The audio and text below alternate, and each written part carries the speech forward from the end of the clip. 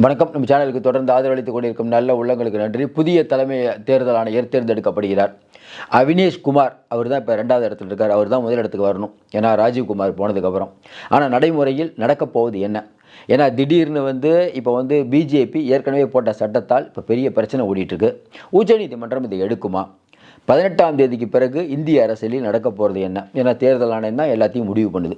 இன்னும் குறிப்பாக சொல்லணுன்னா, இந்த ரெட்டலை வழக்காகட்டும், நிறைய வழக்குகள் நிலுவையில் இருக்குது. அவங்களுக்கெல்லாம் வரக்கூடிய புதிய தேர்தல் ஆணையர் தான் வழிகாட்டணும். பீகார் தேர்தல் அவர் தான் முன்னின்று நடத்த போகிறார். அப்போ பிஜேபி என்ன பண்ண போகுது? ஏன்னா எப்பயுமே ஐஏஎஸ் ஐபிஎஸ் அதிகாரிகள் தேர்தல் ஆணையராக வருவாங்க. ஆனால் பிஜேபி இப்போ கொஞ்ச நாளைக்கு முன்னாடி போட்ட சட்ட பிரகாரம் பார்த்திங்கன்னா, அவங்களுடைய சட்டமே வித்தியாசமான சட்டம். தேர்தல் ஆணையரை தேர்ந்தெடுக்கிற இடத்துல இருக்கக்கூடிய உச்சநீதிமன்ற தலைமை நீதியரசரை எடுத்துட்டு பிரதமர், கேபினெட் அமைச்சர், அப்புறம் எதிர்க்கட்சி தலைவர், இவங்க 3 பேர் சேர்ந்து பண்ணலான்ட்டு ஒரு சட்டத்தை போட்டாங்க. அதன்படி தான் ராஜீவ்குமார் தேர்ந்தெடுக்கப்பட்டார். இன்னும் 2 பேரும் தேர்ந்தெடுக்கப்பட்டாங்க. இப்போ எங்கே சிக்கல் வருது? அதாவது ஏற்கனவே தேர்தல் ஆணையர்களாக இருப்பார்கள், அவங்க லிஸ்ட்டில் இருப்பாங்க. அவங்களில் ஒரு 5 பேரை எடுத்து அதில் ஒருத்தரை தேர்ந்தெடுக்கணும். ஆனால் இப்போ திடீர்னு ஒன்றிய அரசு கொண்ட சட்டத்தினால் என்ன வச்சுன்னா, அவர் நினச்சா யாரை வேணால் எடுக்கலாம். அதாவது நாளைக்கு ஸ்மிருதி இரானியை கூப்பிட்டு இவங்க தான் தேர்தல் ஆணையர் அப்படின்னு சொன்னால் கூட சொல்லலாம். அதாவது ஒரு வரைமுறையே இல்லாமல், எந்த விதமான தகுதியும் இல்லாமல் ஒரு ஒரு ஒரு உயர்மட்ட குழு, அதுவும் குறிப்பாக உயர்மட்ட குழுன்னு என்ன, பிஜேபி தான் அமைக்கும் அந்த உயர்மட்ட குழு. இப்போ இந்த ஒரே நாடு ஒரே தேர்தல் நடைமுறைக்கு சாத்தியமில்லைன்னு சொன்னதுக்கு அப்புறமும் ராம்நாத் கோவிந்த் தலைமையில் ஒரு குழு அமைத்து அந்த குழு இதான் சூப்பர்னு சொல்ல வச்சுருக்காங்க. அப்படின்னா நம்ம என்ன சொல்கிறது? இதே நம்ம அப்துல் கலாம் அவர்கள் இந்த மாதிரி ஒரு குழு போய் முதல்ல இடம் பிடிப்பாரா? கொஞ்சம் சொல்லி பாருங்கள். கேஆர் நாராயணன் இடம் பிடிப்பாரா? வேறு என்ன சொல்கிறது? ராம்நாத் கோவிந்தை பற்றி நம்ம ஒன்றும் சொல்கிறதுக்கு இல்லை. அதுவும் இல்லாமல் பார்த்தீங்கன்னா, திரௌபதி முர்மு சொல்கிறாங்க, இன்றைக்கி ஆட்சி இந்த மாதிரி ஒரு ஆட்சியே இல்லை, சூப்பராக ஆட்சி நடத்திட்டுருக்காரு அப்படிங்கிற மாதிரி சொல்கிறாங்க. பார்த்தீங்களா, பழங்குடியின ஒருத்தரை கொண்டு போய் எங்கே உட்கார வச்சுருக்கோன்ட்டு. நீங்கள் எங்கே உட்கார வைக்கிறங்கிறது தான் ஊருக்கே தெரியுமே. இப்போ என்ன நடைமுறை? இன்றைக்கி அவினேஷ் அவர்கள் தான் அடுத்த தலைமை தேர்தல் ஆணையராக வரணும். இப்போ திடீர்னு பார்த்தா குளறுபடியெல்லாம் பார்த்தா வேறு ஒரு விஷயம் அடிபட்டுருக்கு. ஏன்னா வரக்கூடிய நாட்கள் பிஜேபிக்கு ரொம்ப முக்கியம். இன்றைக்கி இருக்கக்கூடிய நிலைமையில் பிஜேபி தேர்தல் அரசியலை மட்டுமே பார்க்கும். சரி, மகாராஷ்டிரா தான் முடிஞ்சிருச்சே, இதோட ஓஞ்சிருவாங்களா? அடுத்து பீகார் பெரிய விஷயம். பீகாரில் நிதிஷ்குமார் இருக்கார். பீகார் அப்படிங்கிறது இந்த தடவை கையை விட்டு போயிருங்கிற நிலைமை. நீங்கள் ஒன்றா சொல்லுங்கள், அடப்போங்க இதே மாதிரி தான் சொல்கிறோம். மகாராஷ்டிரா ஐயோ காங்கிரஸ் கூட்டணி ஜெயிக்கணும், பிஜேபி ஜெயிச்சிருச்சு. இப்போ இங்கே அது ஜெயிச்சிருச்சு. அப்போ எப்படிங்க பீகாரை மட்டும் எப்படிங்க விட்டுருவாங்க? பீகாரையும் அதே மாதிரி தான், எல்லா இவிஎம் இருக்கிற வரைக்கும் மோடி தான். நம்ம அப்படி எடுத்துக்க முடியாது. போராட்டம் தானே வாழ்க்கை. இன்றைக்கி இருக்கிற நிலைமையில் உங்களுக்கும் எனக்குமே இவ்வளோ பிரச்சனை இருக்குதே. தேஜஸ்வி யாதவ் இவ்வளோ பிரச்சனை இருக்கும், அவர் என்ன பண்ணுவார்? இன்னும் குறிப்பாக சொல்லணுன்னா, சில ஏரியாவில் பிஜேபியால் ஒன்றுமே பண்ண முடியாத ஏரியாலாம் இருக்குது. மேற்கு வங்காளத்தில் தேர்தலில் போய் நீங்கள் மம்தாவை எடுத்துக்கிட்டு நீங்கள் அங்கே ஓட்டிங் மிஷின்லாம் பண்ணுறது கஷ்டம்.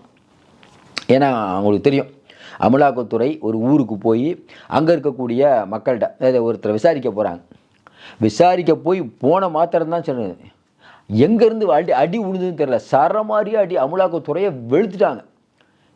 ஏன்னா இவங்க சொல்லாமல் போயிருக்காங்க, அமலாக்கத்துறையும் தெரியாமல் அடிச்சிட்டாங்கிறாங்க. ஒன்றிய அரசு தொழில் தெரிஞ்சே தான் அடிக்கிறாங்க, மம்தா கட்சி ஆளுங்க தான் அடிச்சிருக்காங்கன்னு சொல்லிட்டு அடிச்சிட்டாங்க. பீகாரில் இதே மாதிரி தான் ஒரு சம்பவம் நடந்தது. அதனால் பீகார்லலாம் போய் நீங்கள் அந்த அளவுக்குலாம் பண்ணுறதுங்கிறது கஷ்டம், ரொம்ப கஷ்டம். அப்போ தேஜஸ்வி யாதவுக்கு வாழ்வாசாவா பிரச்சனை. 10 வருஷம் ஆச்சு அவர் கவர்மெண்ட் இல்லை. போன தடவை நல்ல பெரிய ரேஞ்சிலே வந்தார். அப்போ இந்த தடவை அரசாங்கத்துக்கு எதிரான அதிருப்தி, பல்டி குமார், இதெல்லாம் சட்டமன்ற தேர்தலில் கண்டிப்பாக ஒரு ஆன்டி இன்ஃபேக்டர் இருக்கும். அதே இருக்குது. அதை எப்படி சமாளிக்க போகிறீங்க? அப்போ தேர்தல் ஆணையராக இவங்களுக்கு வேண்டியப்பட்டவங்க ஒருத்தர் வந்தாங்கன்னா அது இன்னும் எளிது. அப்போ நீங்கள் தேர்தல் ஆணையராக ஐஏஎஸ் ஐபிஎஸ், அதுவும் குறிப்பாக பார்த்தீங்கன்னா அந்த கிரேடு பின்னால் இருக்காங்கல்ல, இப்போ ராஜீவ்குமார் போயிட்டார், அவருக்கு அடுத்து அவினேஷ் குமார் தான் வரணும். அவரை போடாமல் பின்னாடி இருக்கவரை போட்டோன்னு வச்சுக்கோங்களேன், அவரும் அதிகாரி தான். ஆனால் அப்படி கூட இல்லையா, இந்த 5 பேர் குழு இல்லாமல் ஒன்றிய அரசு நினைத்தால் வெளியிலேருந்து யார் வேணாலும், அதாவது நம்ம பாபா ராம்தேவ் இருக்கார்ல, இப்போ பாபா ராம்தேவை பற்றி ஏன் நம்ம பேசுகிறேன்னா, இந்த யூஜிசி வந்தது இல்லை, இப்போ யூஜிசி துணைவேந்தரை இவரே முடிவு பண்ணலாம். யார்? ஆளுநர். அதில் ஒரு சரத்து இருக்குது, யோகா தெரிந்தால் அவரையும் துணைவேந்தராக போடலாம்னு. அப்போ யோகா தெரிந்தால்னா நான் பாகபா யோகத்தை சூப்பராக பண்ணிகிட்டு இருக்காரு. நீங்கள் பார்த்துருப்பீங்க டிவியில், அப்படிம்பாரு இப்படிம்பாரு, நிறைய வித்தெல்லாம் காட்டுவார். அவரையும் போடலாம். துணைவேந்தராக யாரை வேண்டுமானாலும் போடலாம். அதாவது இந்த எல்லா படித்தவங்களையும் போடலாம். ஒரு இன்ஜினியரிங் காலேஜ் இருக்குது, இன்ஜினியரிங் ஓரளவுக்கு தெரிஞ்சவங்கள போட்டால் நல்லாயிருக்கும்.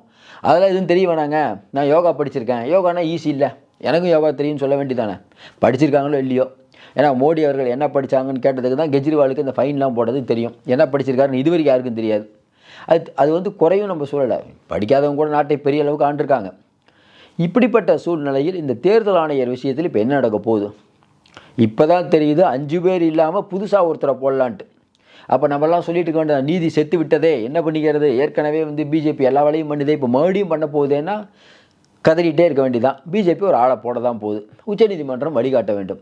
உச்சநீதிமன்றம் ஏற்கனவே இதில் வந்து சரியாக நடக்காது அப்படின்னு சொல்லி தான் உச்சநீதிமன்ற தலைமை நீதியரசர் இருந்தார். இப்போ அவரையும் தூக்கிட்டீங்க. அப்போ நம்ம என்ன சொல்கிறோம், எதுக்கு ராகுல் காந்தியை வச்சு, ராகுல் காந்தி எடுத்துருங்க. நமக்கு தெரிஞ்ச இந்த ராகுல் காந்தியும் பெருசாக தள்ளிட மாட்டார். எப்பா கேபினெட்டு மோடி நீங்களே தேர்ந்தெடுத்துக்காங்க, நான் வரவே இல்லைங்க, எதுக்கு எனக்கு அனுப்புறீங்க, நான் வந்து சொல்லி எதுவும் நடக்க போகிறதில்ல. 3 பேர், அதில் ஒருத்தர் ராகுல் காந்தி, மித்த 2 பேர் மோடியும் அவருக்கு வேண்டியப்பட்டவரும். அப்படின்னா மோடியும் அது அமித்ஷான்னு வச்சுக்கோங்களேன். அப்புறம் எதுக்கு ராகுல் காந்தி இருக்கணும், தேவையில்லையே. நீங்களே பார்த்து முடிவு பண்ணி அந்த 3வது ஆள் நீயே போட்டுக்கோப்பா, முடிஞ்சதில்லை. பிரதமர் யாரை கை காட்டுகிறாரோ, ஸ்மிருதி இரானியா, ராம்தேவா, சொல்ல முடியாது, யார் வேணால் போடுவார் அவர் நினச்சா. அப்படிப்பட்ட சூழ்நிலையில் இது வந்து உச்சநீதிமன்றம் தலையிட வேண்டும்னு எல்லாரும் கேட்டிருக்காங்க. இது எந்த அளவுக்கு வந்து உச்சநீதிமன்றம் தலையிடுங்கிறதுல நமக்கு வர சந்தேகம் வந்துருச்சு. ஏன்னா இன்றைக்கி வந்து நாடாளுமன்றம் ஒரு சட்டத்தை போட்டு ஏற்கனவே நிறைவேற்றி அதை ஒரு தடவை பரிசீலனை பண்ணிட்டாங்க. ராஜ்குமார் அப்படி தான் தேர்ந்தெடுத்தாங்க. அப்போ வந்து சந்திரசூட் இருந்தார். இப்போ சஞ்சீவ் கண்ணா அவர்கள், இப்போ நிறைய பேர் ஏற்கனவே IAS IPS அதிகாரிகள் கூட்டமைப்பு எழுதிடுச்சு, தேர்தல் நியாயமாக நடக்கலை அப்படிங்கிற மாதிரி கொஞ்சம் விசாரிங்கன்ட்டு. தொடர்ந்து இந்த மாதிரி நிகழ்வுகள் போனால் இப்போ ராஜீவ் கண்ணாரிலிருந்து மற்ற எல்லாருக்குமே ஒரு அச்சம் வருமா இல்லையா? என்னங்க எல்லாமே இன்றைக்கி ஒன்றிய அரசு கையில் போகுது. நாட்டினுடைய தேர்தலை நடத்தக்கூடியதே மோடி அப்படிங்கிற ஒருத்தர் அப்பாயின்மெண்ட் பண்ணுவார், அவர் ஒருத்தர் தேர்தல் வைப்பார், அதில் மோடி ஜெயிப்பார். இது எப்படி சரியாக வரும்? இது வந்து எந்த ஊர்லேயும் இல்லாத நடைமுறையாச்சே. தேர்தல் ஆணையம் ஒரு பொதுப்படையாக இருக்க வேண்டும். பொதுப்படையாக இருக்கிறதா இன்றைக்கி தேர்தல் ஆணையம்? காங்கிரஸ் வந்து நாங்கள் நினச்சிட்டே இருந்தோம், காங்கிரஸ் எங்களை பற்றி என்ன சொல்ல போகுதுங்கிறாங்க. இப்படி சொல்லலாமா? நடுநிலை அமைப்பு காங்கிரஸ் மேலே இப்படி அவர் டேமேஜ் பண்ணுறது. நீங்கள் கேட்டால் உடனே சங்கிகள்லாம் வந்துட்டாங்க, பாரத் மாதா கிச்சே, நாங்கள்லாம் வந்து பாரத மாதாவை காப்பாற்ற போகிறோன்னு. நாங்கள்லாம் இங்கே ஆளுநர் இருந்துச்சு ஓடினார்ல, அதை படிக்கலை, ஏதோ ஒன்று சொல்ல வேண்டியது, இது எனக்கு சரியில்லை அது சரியில்லைன்ட்டு. ஒரு நாள் கண்டிப்பாக வரும். நிறையா நம்ம பார்த்துட்டோம், பக்கத்தில் இலங்கையை பார்த்துட்டோம், வங்காளதேசத்தை பார்த்தோம், இன்னும் மனிதர்கள் திருந்தவில்லையே, இப்படியே இருப்போம்னு நினச்சிட்டு இருக்காங்க.